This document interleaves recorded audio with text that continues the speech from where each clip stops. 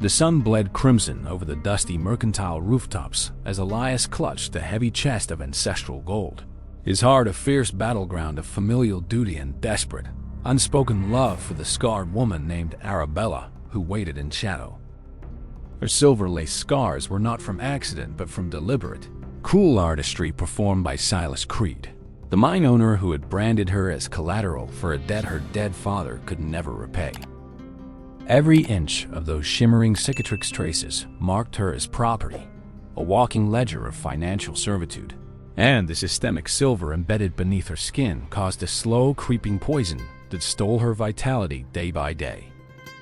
Elias had once been a prosperous grain merchant, his coffers full and his reputation untarnished, until the moment he found Arabella collapsed in an alley, her luminous scars catching moonlight like threads of a cursed constellation.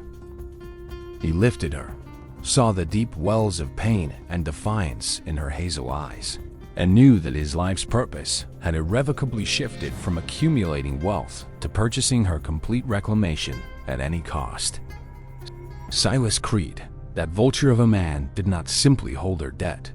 He possessed the sole proprietary formula capable of drawing the colloidal silver out of living tissue without killing the host. The formula was a closely guarded secret, a compound of rare sulfurous minerals from a hidden hot spring, mixed with oil of wintergreen and an arcane herbal decoction that only Creed and his apothecary slave knew how to prepare.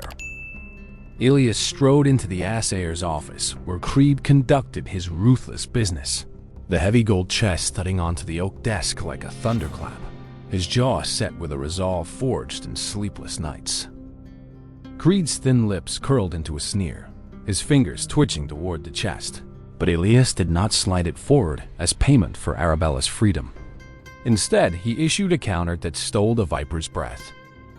He would surrender every last doubloon, every gold sovereign his grandfather had bled to accumulate, not to cancel the debt, but to purchase the exact medical protocol and the raw materials required to heal her ravaged skin. The room fell silent save for the ticking of a rusty clock, and Creed's calculating eyes narrowed as he realized this lovesick fool was trading a fortune for knowledge, not for the woman's legal release. After a long, venomous negotiation, Creed agreed, handing over a yellowed parchment inscribed with the precise restoration protocol and a locked iron box containing the rare mineral salts needed for the treatment. Elias signed away his birthright, the heavy gold sliding into Creed's vault, and returned to the small boarding room where Arabella lay feverish, the silver migrating slowly toward her vital organs with insidious patience. He read the protocol by candlelight, a grueling process of hot poultices soaked in the mineral solution, applied every 4 hours, drawing the silver ions outward through the skin in a process akin to reverse electroplating on living canvas. The first application caused Arabella to scream, a raw, primal sound that tore through Elias like a hot blade, as the poultice pulled metallic silver to the surface, darkening the linen with shimmering, tarnished residue.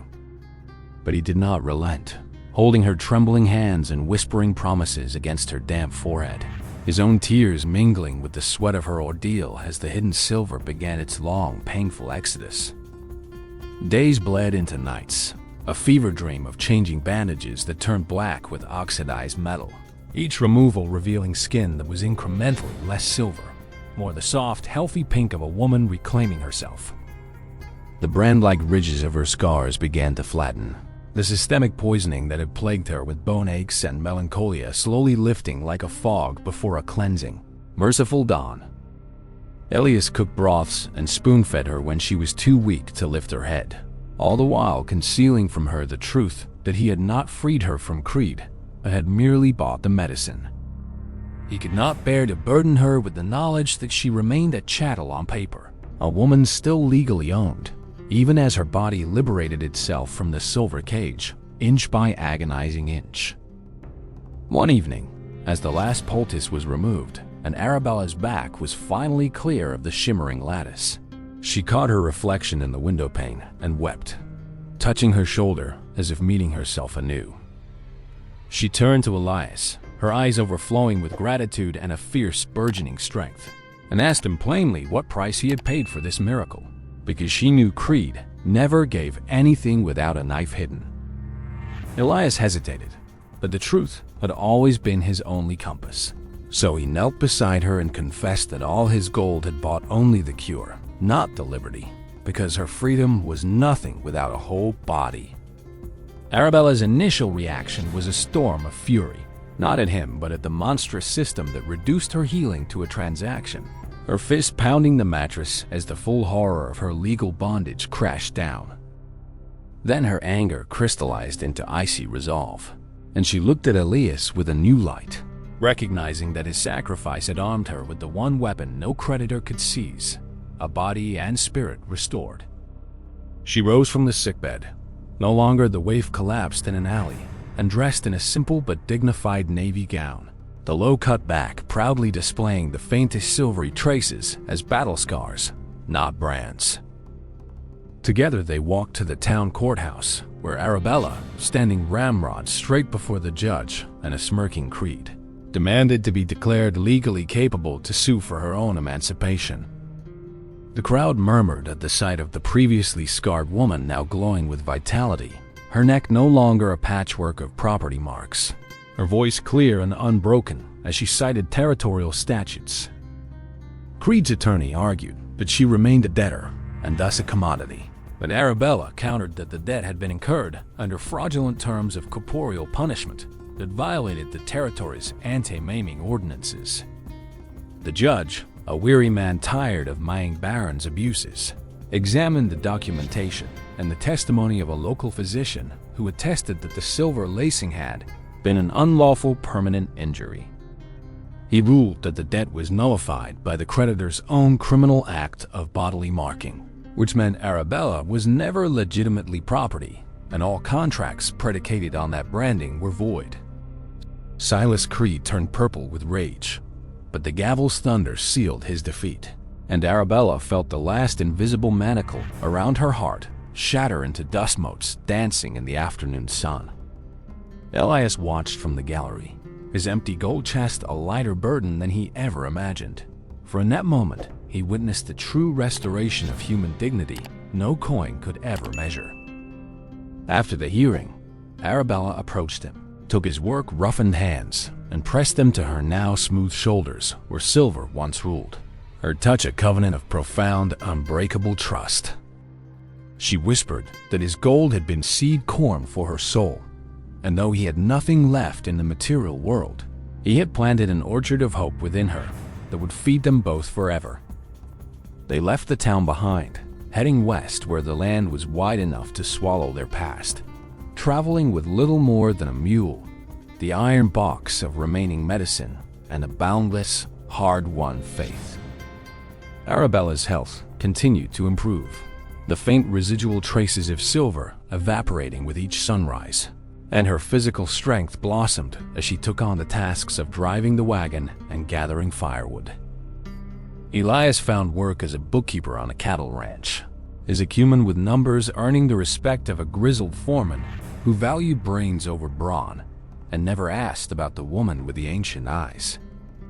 Arabella, no longer hiding her skin, walked openly under the prairie sun, her arms bare and bronzing, the gossamer thin lines that remained a private map of survival she shared only with Elias.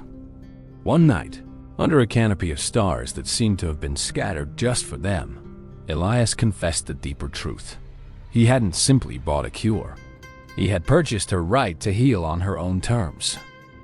He believed that the scars were not shameful but testament, and his gold was merely the key to unlock the cell her body had become, never the price of her affection or fealty.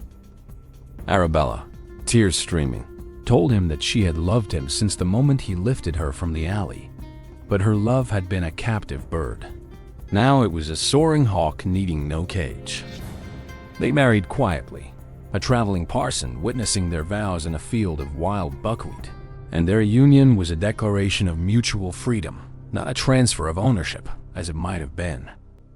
The scar healing protocol became Arabella's trade. With Elias's help, she documented the process and began helping other women branded by mining gangs, offering the treatment at cost from a small cabin. Her hands, once too weak to hold a spoon, grew skilled in preparing the poultices, and her voice, once a whisper of shame, now gave comfort and instruction to the terrified girls who came seeking deliverance. Elias managed the ledger, ensuring they never profited from pain, and the spare gold they earned from his ranch work bought supplies. They lived lean but feasted on the wealth of purpose.